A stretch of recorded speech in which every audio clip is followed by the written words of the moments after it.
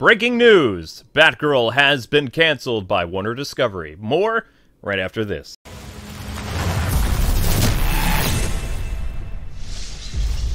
What is happening, Internet? K-Wing here, and this is going to be a very quick video because I do not have a lot of time. I am a live streamer now, so on my other channel, I am working until at least 1 in the morning. So I've got a lot of stuff to go over. Probably not going to be a lot of gameplay. Deal with it because this is just my time to talk.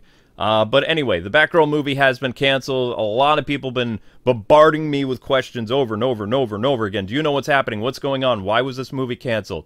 Well, I'm going to say, first, slow down, because you're loading me, and I know the movie's been canceled. I've known since this morning when I got a notice from my contact. Ben Affleck, as you know, replaced Michael Keaton as Batman, which people were like, oh, Ben Affleck's just showing up for a cameo in Aquaman. It's like, you really think that Ben is just going to show up and do a favor for someone who's not Zack Snyder and, you know, come back and film like a quick little cameo?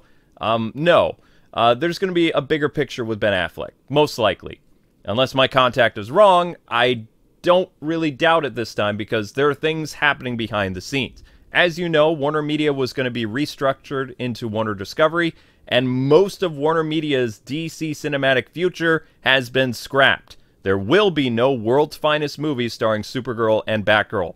That's not going to happen under the current leadership at Warner Discovery because he wants Superman and Batman to be the figureheads. His trinity involves Superman, Batman, and Wonder Woman, not Warner Media's trinity of a female-centered trinity, which was Supergirl, Batgirl, and Wonder Woman.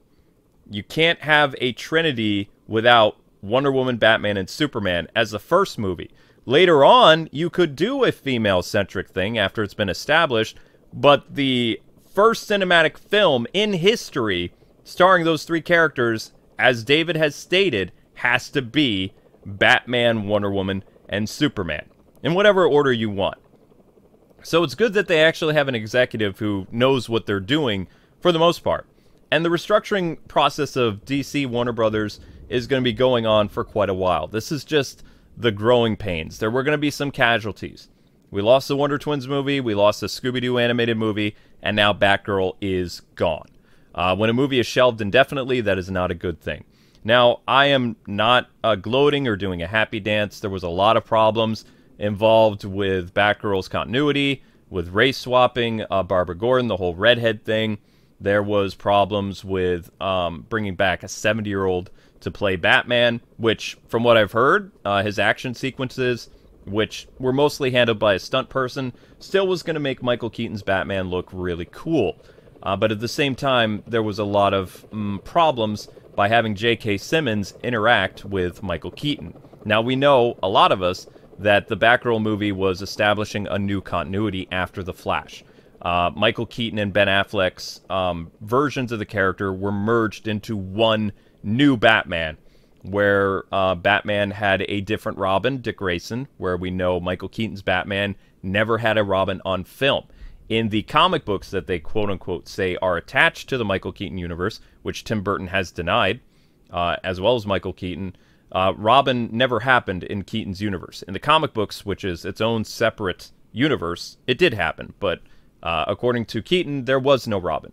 So they were going to give Keaton a Robin, a.k.a. Dick Grayson, to kind of build up the whole Batman and Robin thing in a future with Nightwing showing up in a potential Batgirl sequel, or maybe his own standalone movie. We don't really know. What we do know is that Nightwing was not in Batgirl. There were teases of Dick Grayson in the Court of Owls and stuff like that, but as far as I know, no actor showed up to film anything, or I would have known about it because I've been following the Nightwing film news for a very long time, and there's no developments on that.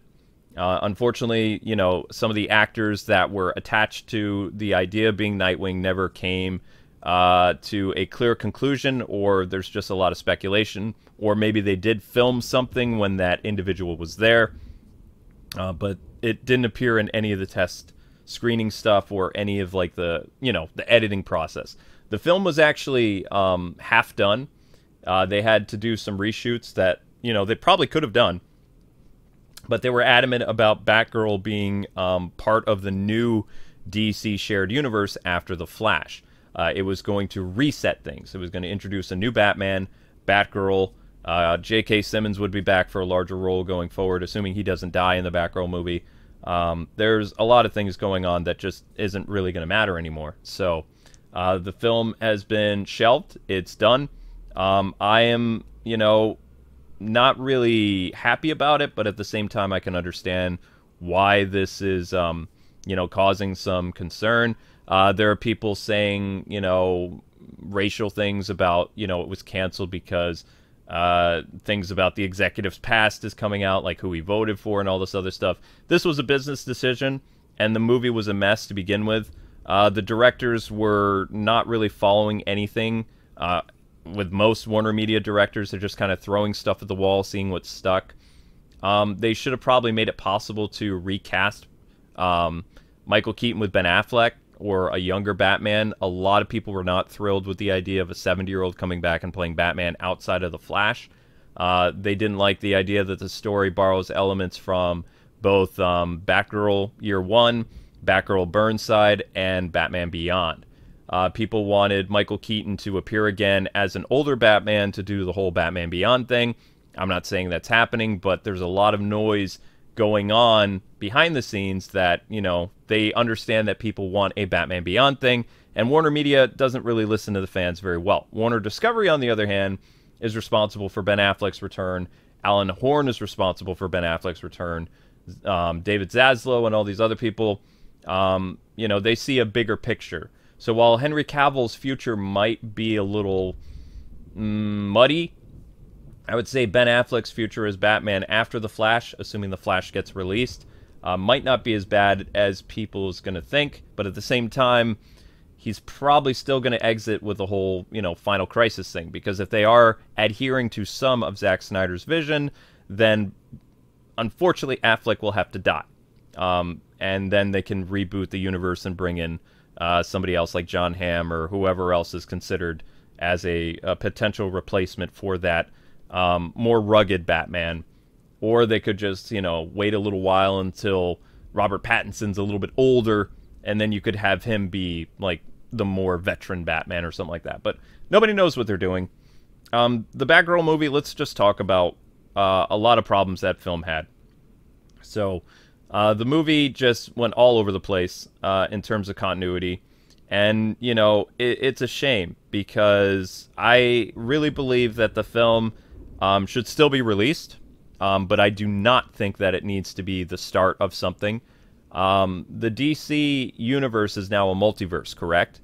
So I believe that the film should be released as a multiverse film, and also to be retooled that this is Earth 89.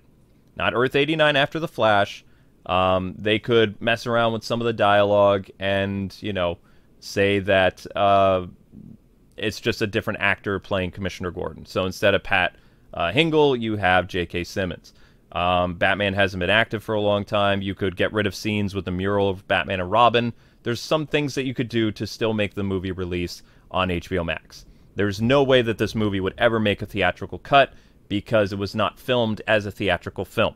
So it would look really, really bad. In order to take this $90 million HBO Max streaming movie and make it a theatrical release, they would have to throw more money at it. And I know that Leslie Grace has been campaigning for that, and the directors. The film was not good enough for theatrical. It's good enough for a streaming site, but it's not theatrical quality. The movie goes all over the place. It's a very strong, toned, Batgirl is better than Batman movie. It was probably going to alienate a lot of Keaton fans, and I think that the new Warner executives knew that, and this is part of the reason why the movie's killed. The movie is dead because continuity problems. The movie's dead because of the message of the film. The movie's dead because Ben Affleck is back. The movie is dead because people aren't comfortable with a 70-year-old playing Batman.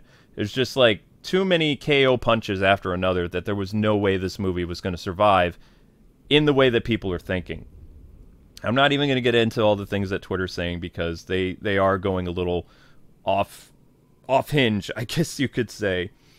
But I mean, it should not come as a surprise to what's going on. In the future, I think that they could have Leslie Grace play a Batgirl variant, but I think that they need to establish a actual comic accurate Batgirl. You wouldn't like the idea of Jon Stewart being a white guy. A lot of people were still kind of on the fence with Leslie Grace being the first interpretation of Batgirl on film since Yvonne Craig in the 60s. I'm sorry, Alicia Silverstone. I keep forgetting that Alicia Silverstone was Batgirl. That just shows you how much most people thought of her performance. That people keep talking about how Leslie Grace would be the first, live-action Batgirl. That's not true. That just goes in with what, people say today, that everything that happens is a first. We'll just disregard everything that happened 30 years ago or 60 years ago because a woman's never played Batgirl before. This is new breaking territory. No, it's not. Leslie Grace is the fourth live-action Batgirl, and the second film Batgirl. So people need to understand that. But I think Leslie Grace could still play Batgirl. I think they should release the film as a multiverse picture on HBO Max. HBO Max is starved for content. People would tune in just to see Michael Keaton. They could retool the movie as something set in the '89 universe. And, they could even maybe do something in the future if they get good numbers on HBO Max.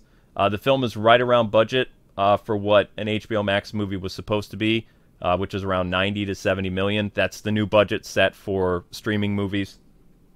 So I think that they should, try to get together with the directors, with Alan Horn, with Michael Keaton and Leslie Grace, and talk about, releasing the movie at Christmas that it was supposed to. They could also still make it in time for the whole Michael Keaton 30th year as Batman, and they could have this movie introduce Michael Keaton and make it kind of like a soft continuation of Batman Returns, maybe.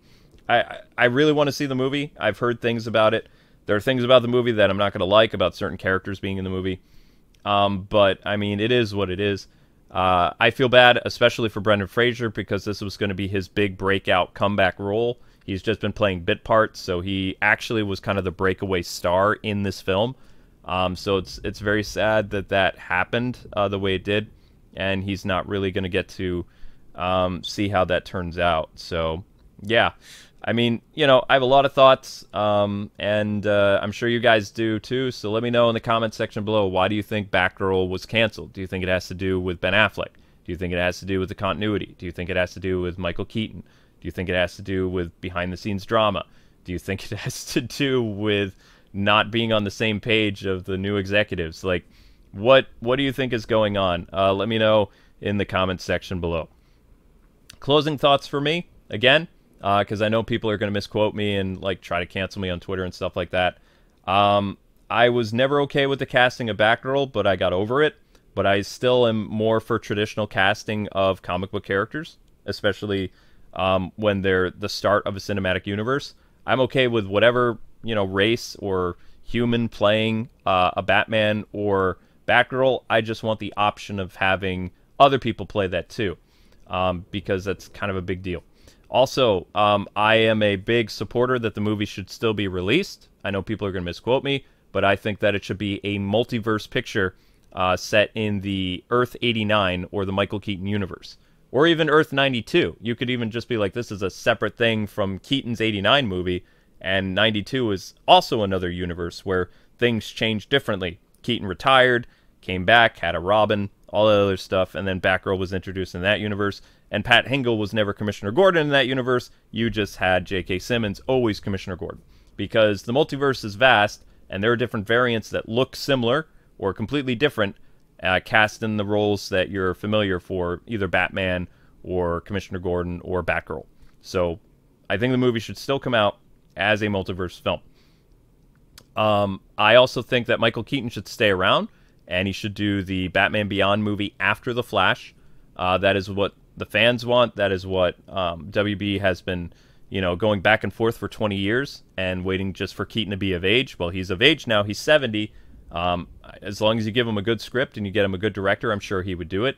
He came back and he did Batgirl, and he did The Flash. He really liked The Flash movie. He hasn't really said much about the Batgirl film because it was mostly a cameo role. He's not in the movie very much. He was in the movie for a flashback scene for the death of Barbara Gordon's mom, and he appeared like later in the movie as a disgruntled, tired guy who was very mansplaining to Batgirl, and of course Batgirl was going to belittle him, and it wasn't really going to be a shining moment for Keaton as he was older. So I never really liked that aspect of the original movie because it was going to be very, very, you know, girl better than boy type thing.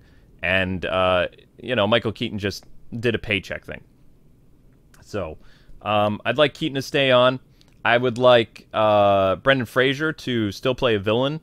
Possibly I would like to see him show up and be Firefly or some type of villain in the Matt Reeves Batman movie. I think that they should keep him on file because he had a great performance in the film, from what I hear, and it's a shame that things didn't work out. But I know people have all kinds of conspiracy theories, but that's just not the case. Your big three things going against the movie: continuity, doesn't make any sense, Michael Keaton, Ben Affleck back in the picture, and Warner Discovery changing their course. They're not going the Warner Media route. It's now Batman and Superman are the, you know, the front line of what their universe is going to be, and it's not going to be Batgirl and Supergirl going forward as the leads. They will still have a supportive role, and they will probably still have movies eventually, but they're not the face of the DCEU. All right, so anyway, people, thank you so much for listening. I have to jump off and get to another stream, so this video will be posted sometime later tonight. It's a very bare bones video. This is the best I could do.